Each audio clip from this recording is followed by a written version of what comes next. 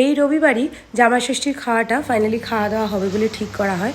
তো সেই জন্য সকাল সকাল উঠে ঘরদোর পরিষ্কার করে ট্রেনে করে সোজা মায়ের কাছে চলে গেছিলাম। ওখানে গিয়ে সবাই মিলে রান্না করেছি জমিয়ে, আর আড্ডাও মেরেছি। আসলে প্রথমে ঠিক ছিল যে রেস্টুরেন্টে গিয়ে খাওয়া হবে, তো তারপর ঠিক হয় যে না, সবাই মিলে রান্না বান্না করলে বাড়িতেই হয়ে যাবে। মা তো আর অতগুলো রান্না একসাথে একবারে করতে পারবে না, তো তাও মা সবটাই করেছিল মোটামুটি।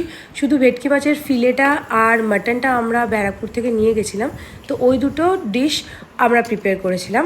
বাকি যা যা ছিল সমস্ত কিছু মাই রেডি করেছিল, আর সমস্ত রান্নাগুলোই দুর্দান্ত হয়েছিল।